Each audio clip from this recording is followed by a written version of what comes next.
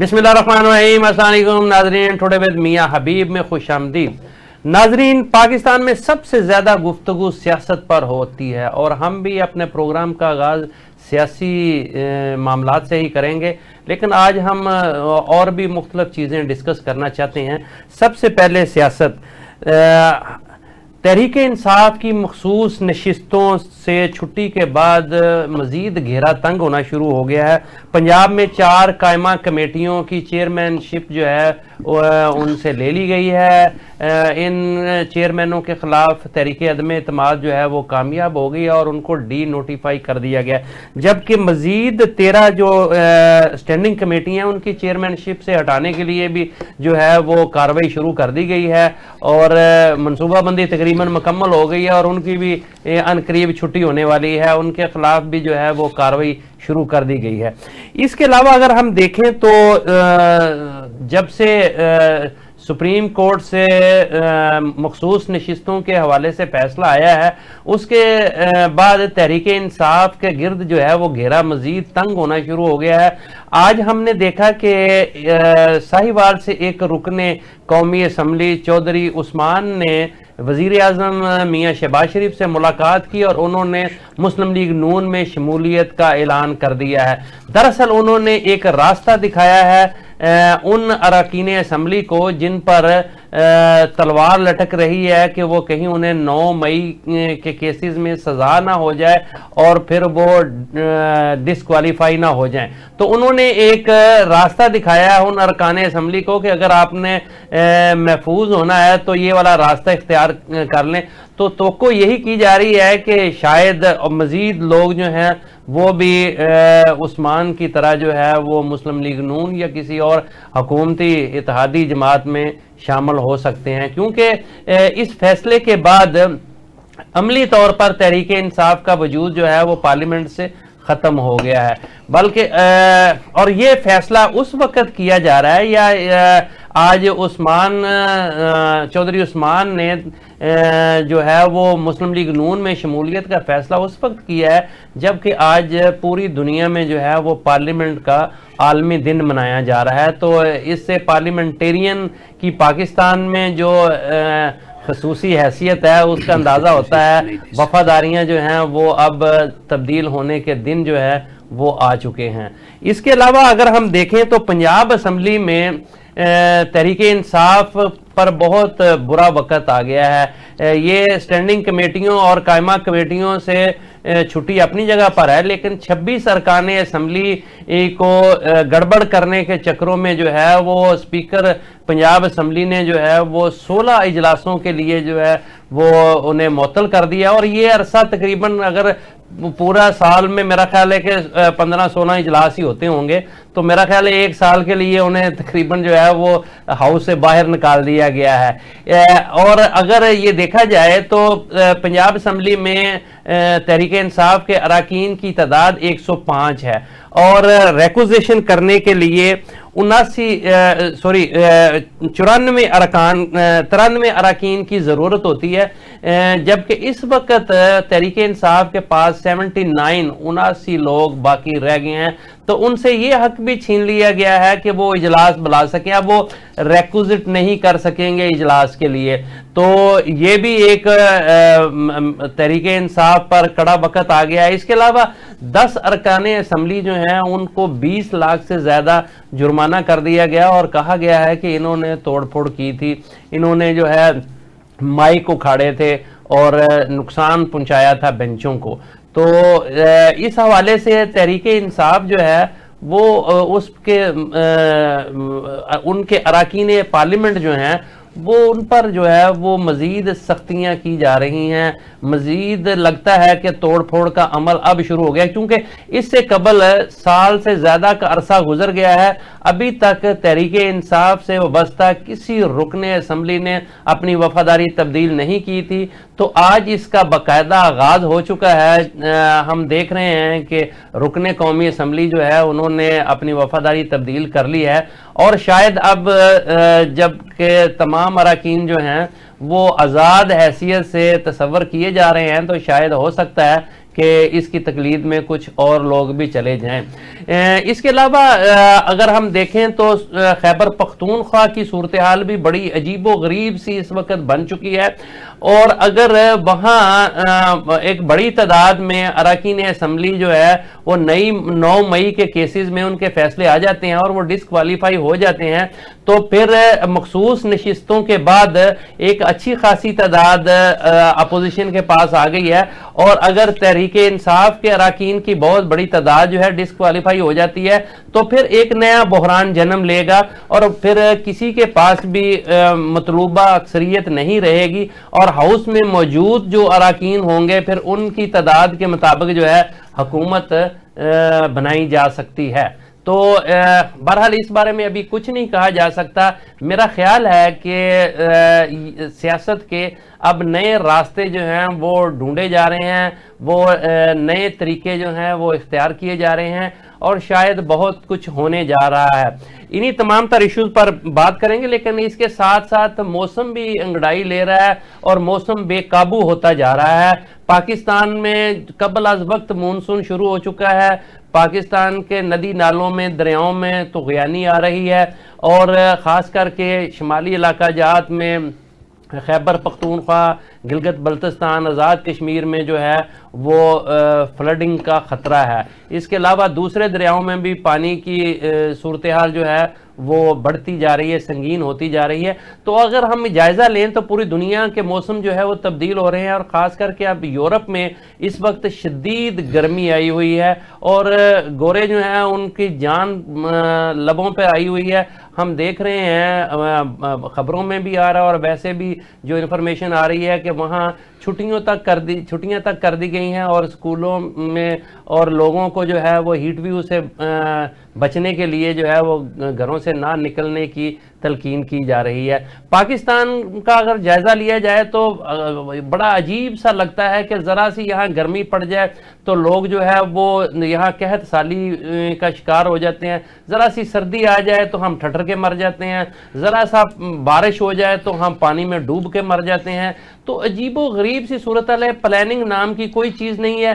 آپ دیکھیں کہ کتنے لوگ جو ہیں وہ حادثات کا شکار ہو جاتے ہیں، معمولی سے جو ہے وہ حفاظتی اقدامات جو ہے وہ اگر کر لیے جائیں تو بہت ساری نہ صرف جانیں بچ سکتی ہیں، املاک بچ سکتی ہیں، اور ہم جو ہے اس پانی سے بلکہ فائدہ اٹھا سکتے ہیں۔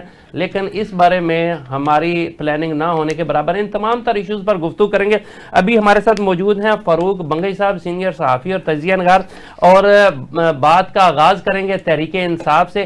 جی فاروق بنگئی صاحب، تحریک انصاف کے گرد گھیرا مزید تنگ ہوتا جا رہا ہے، آپ نے انٹرو سنا، اور پنجاب کی خاص کر کے ہم بات کریں گے کہ پنجاب میں جو ہے وہ قائمہ کمیٹیوں کے 4 لوگ تو فارغ کر دیے گئے ہیں، اب اسٹینڈنگ کمیٹیوں کے 13 لوگ جو ہیں وہ بھی فارغ کرنے کی کارروائی کی جا رہی ہے، اور کیا کہیں گے آپ کہ یہ سارے حالات کس طرف کو جا رہے ہیں؟ بسم اللہ الرحمن الرحیم۔ میاں صاحب، آپ نے جو نقشہ کشی کی ہے جی، اسے تو اندازہ ہوتا ہے کہ پنجاب میں تحریک انصاف کے خلاف پارلیمانی آپریشن کلیئر اب شروع ہو گیا ہے۔ ایسے ہی ہے۔ ہاں، جہاں تک دیکھیے یہ جو ہلڑ بازی ہوئے، اس طرح آپ کو پتہ ہے میں بھی پارلیمانی رپورٹر رہا ہوں اور آپ بھی پارلیمانی رہے، یہ ہوتے رہتے ہیں، خاص کر کے بجٹ کے موقع پہ تو اکثر ہو جاتا ہے۔ لیکن کوئی بھی سیشن شروع ہونے سے پہلے ایک پارلیمانی کمیٹیوں کا جو ہے نا ایک اجلاس ہوتا ہے، اس میں سارے بیٹھتے ہیں اور اس میں بتا دیا جاتا ہے کہ بھائی کس طرح ہم نے ہاؤس کو چلانا ہے، اور بتایا جاتا ہے، اسپیکر ان کو کہہ دیتا ہے کہ یار ایسا نہ کریں، ہاتھ ہولا رکھیں۔ اس وقت وہ حکومت کی طرف سے یہ بتایا جا رہا ہے کہ نہیں جی انہوں نے بہت مطلب ہے کہ ہلڑ بازی کی اور بہت ایسی توڑ پھوڑ اور بھی کئی مطلب ہے کہ نازیبا قسم کے نعرے لگائے اور حرکتیں کی ہے، اسی وجہ سے اتنی سخت ان کو سزا دی گئی ہے، سزا سمجھی جی، اور ان کے طرف سے کہا جاتا ہے کہ بھائی یہ تو ایک روٹین کا میٹر ہے۔ لیکن یہ چیز ہے کہ جو اس وقت، کیونکہ اس میں کوئی ڈیوریشن نہیں لکھا جاتا ہے کہ جتنی عرصے کے لیے آپ سزا دے سکتے ہیں، نہیں اثر میں یہ سمبولیکلی ہوتا ہے، اور 1-2 اجلاسوں کے لیے ان پر پابندی لگا دی جاتی ہے، اور کئی دفعہ معاف بھی کر دیا جاتا ہے۔ اس پہ ہے نہیں، وہ کوئی تعین نہیں ہے کہ اتنے دنوں کے لیے، تو اب جو جتنے سیشن کے لیے کریں، یہ جو آپ نے بتایا 15-16 سیشن کے لیے، یہ تو دیکھیے نا، تو اس میں تو پورا سال ہی گزر جائے گا اگر مہینے کا ایک لگائے۔ ویسے مہینے میں 2 سیشن بھی ہوتے ہیں، لیکن دوسری طرف جب ہم دیکھتے ہیں تو ریکویزیشن کا حق بھی لیا گیا ہے खत्म हो गया।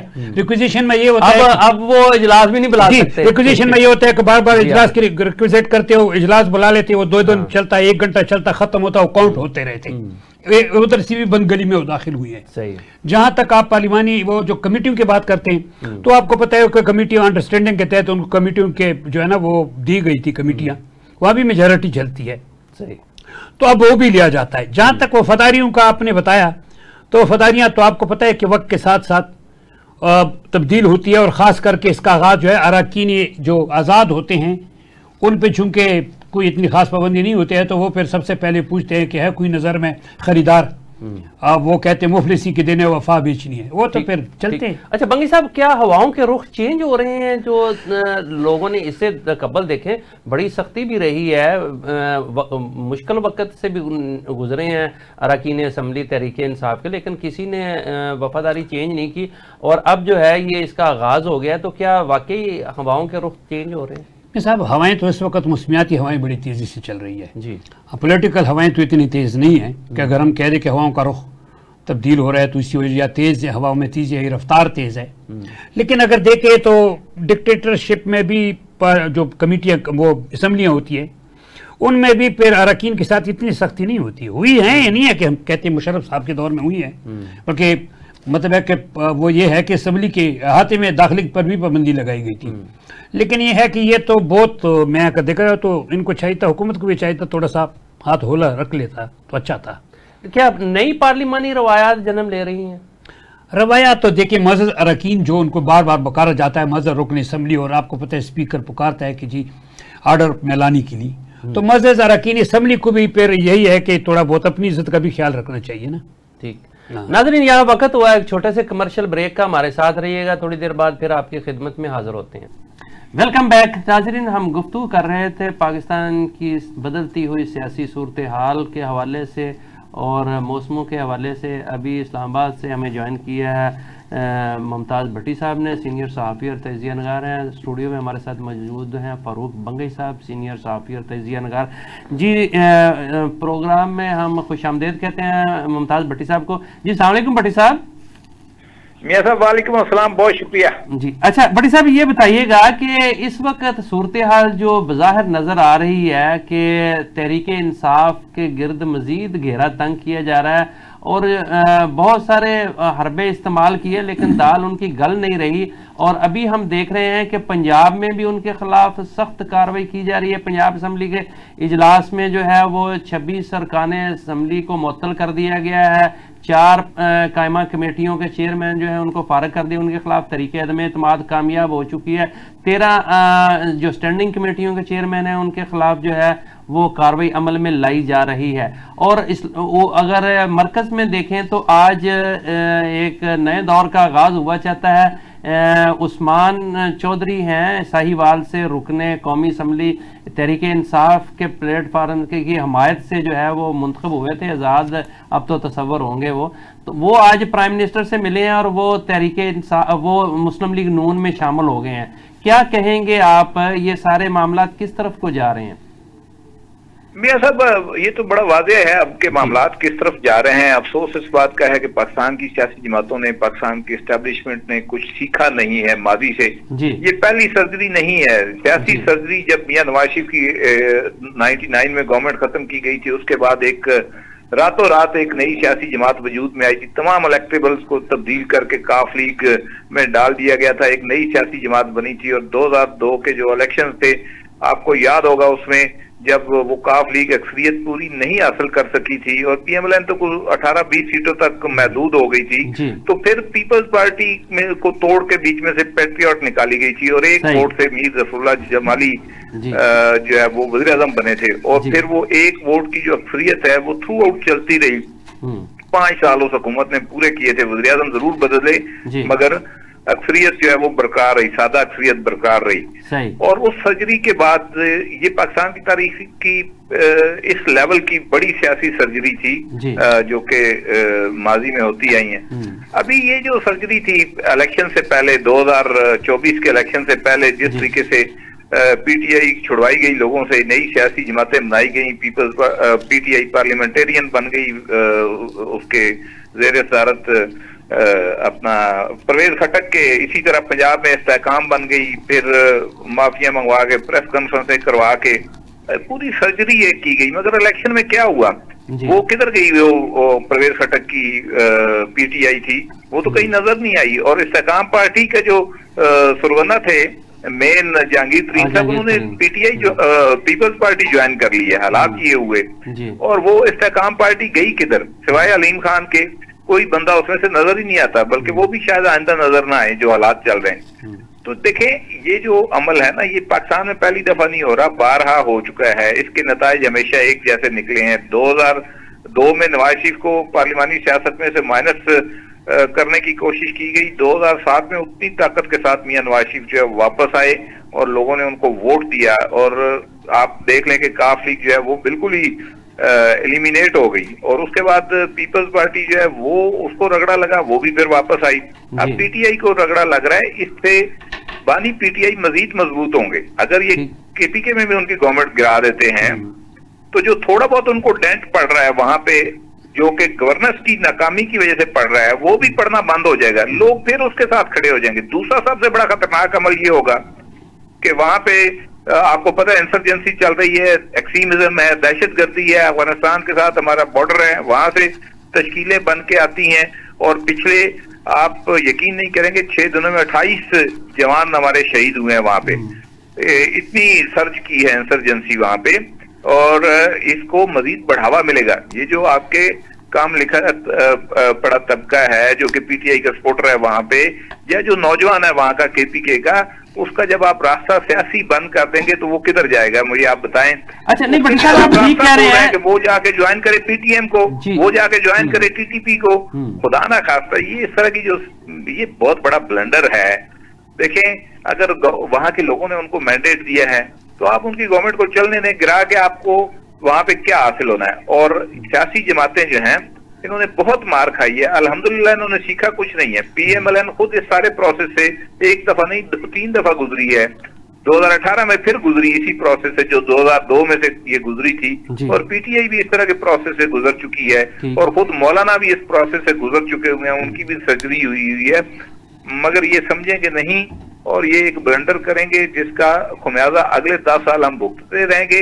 पाकिस्तान के अंदर जब इस्तेहकाम आने लगता है, इस तरह की हरकतें। आप मुझे एक बात बताएं मियां साहब, आप एक तवील अरसा हो गया आपको जर्नलिज्म कर, आपने हुकूमतें टूटती और बनते देख, इस वक्त इस हुकूमत को खदशा है कि नहीं? ये मेरा बल्कि सवाल भी यही था कि मैं जो करना चाह रहा था, लेकिन आप नॉन स्टॉप गुफ्तगू करते हैं। अच्छा, ये मैं ये जानना चाह रहा था कि देखें, हुकूमत को इस वक्त कोई मसला नहीं, मखसूस नशिस्तों के बाद तो 2/3 अक्सरियत भी मिल चुकी है। अब किस चीज का डर है, या क्यों वो लोगों को जो है अपने साथ मिलाना चाह रहे हैं, मजीद लोगों को, या वो एक हुकूमत गिराना चाह रहे हैं? पंजाब में भी वो सक्सेसफुल है, कोई किसी चीज की उन्हें रुकावट नहीं है, तो ये सारे हथकंडे क्यों इस्तेमाल किए जाए? क्या तहरीक इंसाफ को कोई सबक सिखाना मकसूद है? हालांकि सूरत हाल तो इस वक्त ये बनी हुई थी कि ये जंग के बाद एक पूरी कौम यकजा हुई थी, और हमें ये था कि अंदरूनी तौर पर इस्तेहकाम की तरफ हमें जाना चाहिए, दाखिली इस्तेहकाम की सख्त जरूरत है, जिसकी तरफ तवज्जो देने की बजाय ये तो मजीद अबतरी सियासी अबतरी की तरफ हम जा रहे हैं। जी देखिए, 3 वजूहत हैं। एक वजह मियां साहब, इस्लामाबाद में जो इस वक्त बहुत ज्यादा चेमगोइयां चल रही हैं कि कोई आईनी तरमीम आने वाली है जिसमें काफी बड़ी चेंजेस जो है वो करने जा रहे हैं ये कॉन्स्टिट्यूशन के अंदर। एक तो ये वजह है। दूसरी वजह ये है कि जो पीटीआई है इसको सबक सिखाया जाना मकसूद है, जैसा कि आपने कहा। और तीसरी बात यह कि बानी पीटीआई जो है कि इसका नाम बिल्कुल ही सियासत में से खत्म, माइनस कर दिया जाए। -1 का जो फार्मूला है वो चल रहा है। अब ये तीनों इसलिए नाकाम होंगे कि देखें, जो पाकिस्तान में इस वक्त अशद जरूरत है, जिसके लिए लोग लस्ट कर रहे हैं और जिसके लिए लोग आप कह लें कि भूखे हैं, वो है गुड गवर्नेंस। पाकिस्तान के अंदर जो है वो मुआशी इस्लाहात के साथ साथ लोगों तक उसके समरात पहुंचने बहुत जरूरी हैं। आपने 70 साल ट्रक की बत्ती के पीछे लगा के लोगों का घास फूस खाओ और एटम बम बनाओ, वो बनाते रहे, और उसके बाद आज तक उन तक समरात नहीं पहुंच सके, वो जो भूख उन्होंने काटी, और आप मजीद उनसे कुर्बानियां मांग रहे हैं। तो गवर्नेंस की जरूरत थी, کہ گورننس تمام صوبوں میں اور وفاق میں ٹھیک کی جاتی، لوگ تک ثمرات پہنچتے گورننس کے، اور پھر یہ لوگ جو اس وقت گورنمنٹ کے اندر ہیں آئندہ پھر اس کارکردگی کے اوپر ووٹ لیتے۔ اب جبکہ یہ کہا جا رہا ہے کہ 2033 تک 35 تک جو ہے وہ ایکسٹینڈ کر دیا جائے گا، ایسا کون سا کارنامہ اس پارلیمنٹ نے کیا کہ اس کو ایکسٹینڈ کیا جائے گا؟ یہی باتیں عمران خان کے دور میں ہوتی تھی کہ فیاض حمید آگے چیف بنے گا، پھر ان کو ایک نئی ٹرم ملے گی اور 2035 تک وہ حکمران رہیں گے۔ یہی باتیں وہ کہتے تھے، وہی باتیں یہ کہتے ہیں۔ تو فرق کیا ہوا میاں صاحب؟ اس کا مطلب یہ ہے کہ جو ڈاکخانہ ہے جہاں سے اصل ڈاک آتی ہے، وہاں سے ایک ہی طرح کی چٹھیاں اس کو بھی لکھی جا رہی تھی اور ان کو بھی لکھی جا رہی ہیں۔ ٹھیک ہے، چلیں جی بنگئی صاحب کا ٹیک لے لیں۔ جی فاروق بنگئی صاحب، کہا تو یہ جا رہا تھا کہ اب داخلی استحکام کی ضرورت ہے، اور بھٹی صاحب نے درست نشاندہی کی، خیبر پختونخوا میں دہشت گردی پھر سر اٹھا رہی ہے، اور ابھی آپ نے دیکھا کہ پاکستان فوج کے 13 جوان پرسوں جو ہے وہ شہید ہوئے ہیں۔ ایک طرف تو یہ صورتحال، دوسری طرف سیاسی ابتری کی طرف ہم جا رہے ہیں، بجائے یہ کہ سیاسی استحکام کی طرف جائیں اور داخلی استحکام کی طرف جائیں۔ کیا کہیں گے صاحب؟ بھٹی صاحب صحیح فرما رہے ہیں۔ ایک تو دیکھو سیکورٹی کا مسئلہ ہوا ہے، کبھی تک اس کا کوئی مستقل حل نہیں ہے ہمارے پاس۔ پروکسی کا تو آپ کو پتا ہے کہ لڑنا پڑے گا اس کے ساتھ، لیکن اس میں دن بدن تیزی آ رہی ہے۔ آپ دیکھتے ہیں ایک سال میں جتنی کیجولٹی ہوتی ہے اس سے اگلے سال اس سے بھی زیادہ کیجولٹی ہوتی ہے، اور ان کا نشانہ صرف وہ بناتے ہیں سیکورٹی فورسز کو اور عوام علاقے۔ اب اگر میں کہہ دوں کہ جنوبی اضلاع تو مکمل طور پہ دہشت گردی کے ضد میں ہے اس وقت۔ دوسری طرف بھٹی صاحب نے جو فرمایا بالکل کریکٹ کی، دیکھیں آپ وہاں کے اگر ان لوگوں کو آپ ٹف ٹائم دیں گے پی ٹی آئی کو، تو اس کا ریزلٹ جو ہے نا وہ صحیح نہیں نکلے گا، کیونکہ جو نوجوان ہیں دوسرے لوگ ہیں ان کو آپ متبادل جو ایک راستہ کا فقدان ہے وہ کس طرف جائیں گے، کیونکہ جتنے راستے موجود ہیں ان کو تو مسترد کرتے ہیں، ان راستوں میں تو کبھی بھی نہیں چلے گے، ان پارٹیوں کو نہیں جوائن کریں گے، تو ظاہر ہے پھر وہ ایک ایسی پارٹی کو جوائن کریں گے جو مطلب ہے کہ اس ملک کے، یا ہم یوں کہہ سکتے ہیں اسٹیبلشمنٹ یا کوئی ریجڈ رویہ رکھتے ہیں جیسے انہوں نے ذکر کیا۔ تو اس وقت دیکھیں ہمیں ایک جہتی کی مطلب ہے کہ سوچ رکھنی چاہیے کہ باہمی یکجہتی ہو۔ ایک طرف تو ہم کہتے ہیں ہمارا دشمن سے مقابلہ ہے، ہم نے جنگ جیتی ہے، تو جنگ آپ نے جیتی ہے تو مزید یکجہتی کریں۔ یہ تو نہیں ہے کہ آپ نے جنگ جیتی ہے، یا اگر آپ نے پارلیمانی یا آپ نے آئینی جنگ جیتی ہے نشستوں کے حوالے سے، تو آپ ان کو اور بھی ٹف دینا شروع کریں، آپریشن کلین اپ شروع کریں۔ یہ تو کوئی طریقہ نہیں ہے نا پبلک کا۔ پھر دوسری ایک گریونسز ہے، پبلک کے گریونسز کس طرح حل کریں گے؟ پبلک کے گریونسز تو اس طرح حل نہیں ہو سکتے کہ آئینی ترامیم لاتے رہے۔ عوام کا آئینی ترامیم سے کیا تعلق ہے؟ اس میں تو آپ اپنا پروٹیکشن کرتے ہیں۔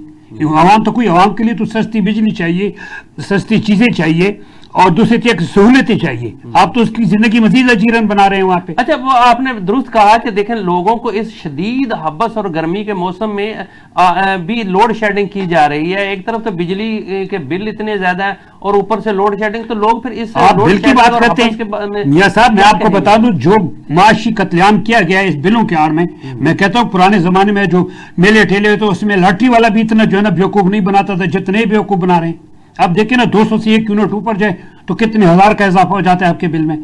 دوسری طرف انہوں نے ایک اور جناب نئی ایک چیز ایجاد کی ہے کہ اگر آپ کا 23 تاریخ ہے تو آپ کو اگر وہ آپ 23 کے بجائے 26 کو داخل کراتے، 23 تاریخ ختم ہو گئی آپ کی بل ادا کرتے ہیں جی، تو اس میں جناب 44% آپ کو جرمانہ پڑے گا۔ اگر آپ مہینے کے بعد ادا کریں گے تو پھر 8%، مطلب ہے کہ وہ قسطوں میں آپ کے ساتھ جو ہے نا آپ سے ریکوریاں ہو رہی ہے ایک قسم کی، پوری مہینے کا جرمانہ ڈالے اور پھر آپ ٹیکسیز دیکھیں جی 35 روپے ختم کر کے قوم پہ بڑا احسان کر دیا، 400 روپے فکسڈ جو ہے چارجز وہ کس مد میں آپ لے رہے ہیں، وہ ختم کریں جی۔ ٹی وی فیس ہم نے ختم کر کے قوم پہ بہت بڑا احسان کر دیا ہے۔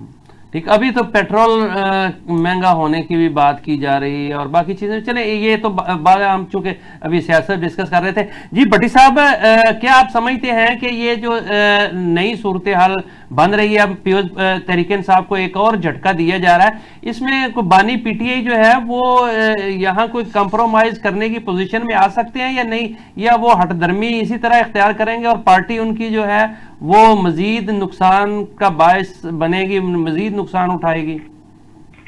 دیکھیں میاں صاحب، وہ اس سے زیادہ مضبوط ہوگا جب دیکھیں پبلک جو ہے نا اس کے سینٹیمنٹ کو سمجھیں۔ جب آپ سرجری کریں گے، آپ نے جیسے کہ الیکشن سے پہلے کی تھی، پھر الیکشن میں آپ نے رزلٹ دیکھا کہ لوگوں نے بغیر ٹرانسپورٹ کے اور بغیر بلائے جا کے اور بغیر کسی جو کیمپ تھے اور بغیر کسی نشان کے جا کے اپنی مرضی سے ووٹ ڈالا۔ تو یہ جو اس طرح کی سرجری ہوتی ہے نا، جو آپ جو مرضی کر لیں، مگر اس کا فائدہ پھر اسی کو آپ پہنچائیں گے बानी पीटीआई को पहुंचाएंगे, वो दोबारा हीरो बनेगा, आप उसको कितना अर्सा जेल में, आप लेट सपोज उसको 10 साल जेल में रख लेंगे, मगर आप उसकी मकबूलियत को, क्योंकि देखें आपके पास दूसरी तरफ अवाम को देने के लिए कुछ नहीं है, आपकी जो गवर्नेंस है उसका लेवल देखें, अब बिजली के आप स्लैब के ऊपर खाली देख लें, आपने खुद बात की, और गैस की कीमतें कल बढ़ा दी हैं इन्होंने, पेट्रोल की आज बढ़ने जा रही हैं। आप मुझे एक बात बताएं कि दुनिया में कोई ऐसी गवर्नमेंट आज तक कामयाब हुई है जो पब्लिक रिलीफ के लिए कुछ ना कर सके? तो ये कैसे कामयाब होंगे? ये तो देखें, इन्होंने 2 बोझ उठाए हुए हैं, 2 टोकरे उठाए हुए हैं भरे हुए। एक टोकरा है कि जो सियासी ये गलतियां कर रहे हैं, जो सियासी इस वक्त ये जो कुछ हो रहा है ना, ये इनके खाते में लिखा जा रहा है, ये जो सिटिंग गवर्नमेंट है, और फिर जो इनको लाने वाले हैं उनके खाते में लिखा जा रहा है। एक ये टोकरा है, और एक अलग टोकरा है जो कि अभी तक ये डिलीवर नहीं कर पा रहे। 1 साल से ज्यादा इस गवर्नमेंट को, 1.25 साल के करीब अरसा हो गया है, और आप देख लें कि जो ये दावे कर रहे हैं कि मईशत में ये बेहतरी आई है, आम आदमी की जिंदगी आसान हुई है या मुश्किल हुई है, आपको हर बंदा बताएगा, आप माइक उठा के चले जाएं, वो कहेगा मेरी जिंदगी पहले से ज्यादा मुश्किल हुई है।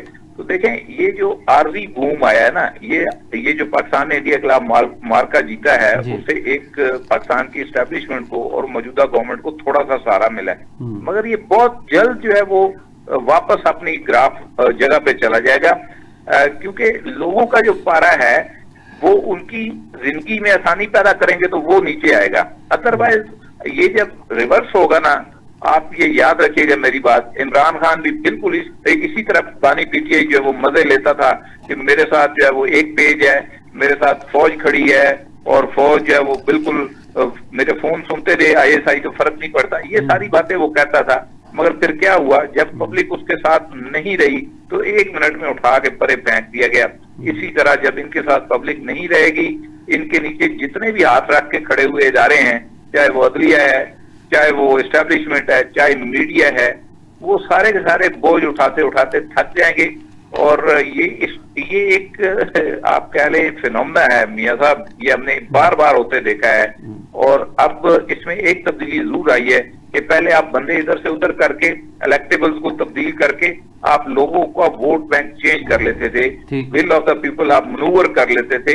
अब वो पॉसिबल नहीं रही जब से ये सोशल मीडिया और दीगर जराए आए हैं। तो ये जो इनको गलतफहमी है कि लोगों को इधर से उधर करके वोट बैंक भी तब्दील हो जाएगा, वो नहीं होगा। उसने 70 से 80% नए लोग खड़े किए थे पीटीआई ने, और वो सारे के सारे 7वें कैडर की जो लीडरशिप है उनकी 7वें 8वें कैडर की वो जीत कर आ गई, तो वो 12वें नंबर की खड़ी करेगा, तो 12वें नंबर की आप झूठ कहते हैं। ये इनमें मौजूदा जितने MNA MPA जितने भी लोग तरीके इंसाफ के सरकर्दा लोग हैं, ये सारे भी उसे छोड़ जाएं, इसके बावजूद जब भी उसको मौका मिलेगा, जब वो रहा होके बाहर आएगा, तो वो एक नई लॉट तैयार कर लेगा, जिसको भी वो नामजद करेगा वो जाहिर है वो लीडर बन जाएगा। सर मैं इससे बढ़ के एक बात कहता हूँ, आप ये जो कुछ कर रहे हैं उसको मजबूत कर रहे हैं, वो बाहर ना भी आए, वो अंदर से इलेक्शन लड़ेगा, जिसको नॉमिनेट करेगा वो फिर जीत जाएगा। आपको अंदाजा नहीं हो रहा, पावर जो पॉलिटिक्स है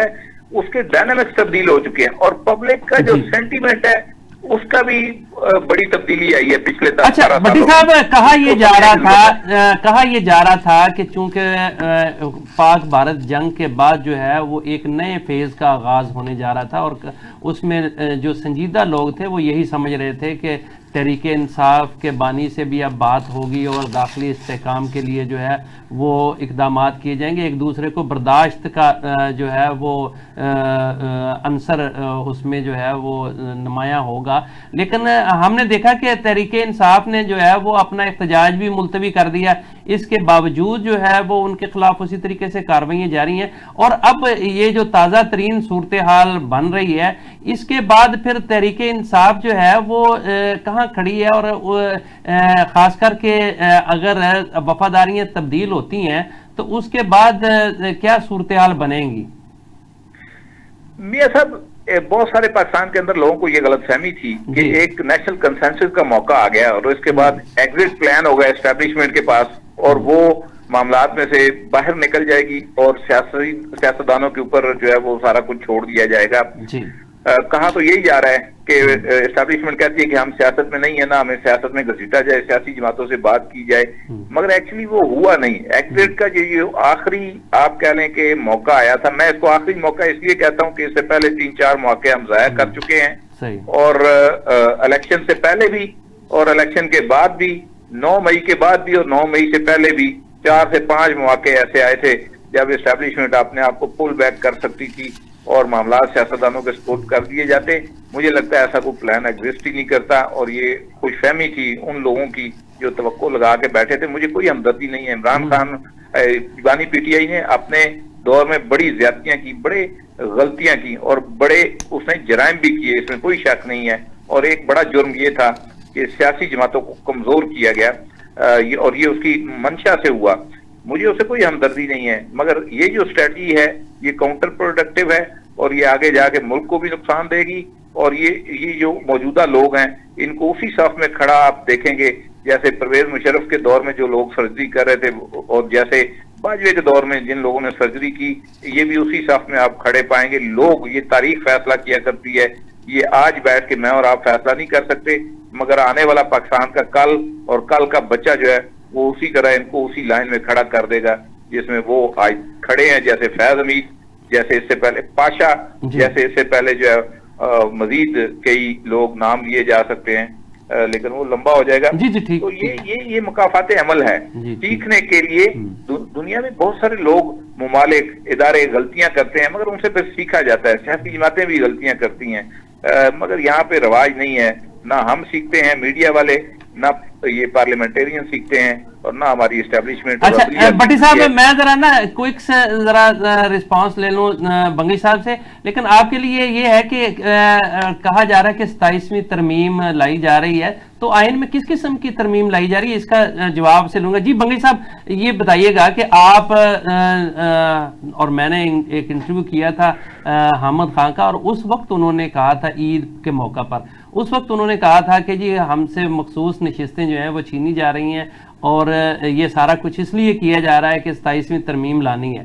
تو کیا تحریک انصاف کے پاس تو بہت وقت تھا، اگر وہ یہ سمیل کر رہے تھے کہ یہ کچھ ہونے جا رہا ہے، تو وہ اس سے بچاؤ کے لیے کوئی طریقہ کار یا کوئی اقدامات نہیں کر سکتے تھے؟ کوئی اور نہیں تو کوئی التوا کے لیے ہی کوئی اچھا بندوبست کر لیتے؟ صاحب دیکھیں، وہ آئینی جنگ لڑ رہے تھے جی، اور آئینی جنگ میں جتنا ہو سکتا تھا وہ انہوں نے اتنا کر دیا. لیکن جب وہ ہار گئے ہیں، ظاہر ہے تو پھر وہ تو یہی تو ہونا تھا.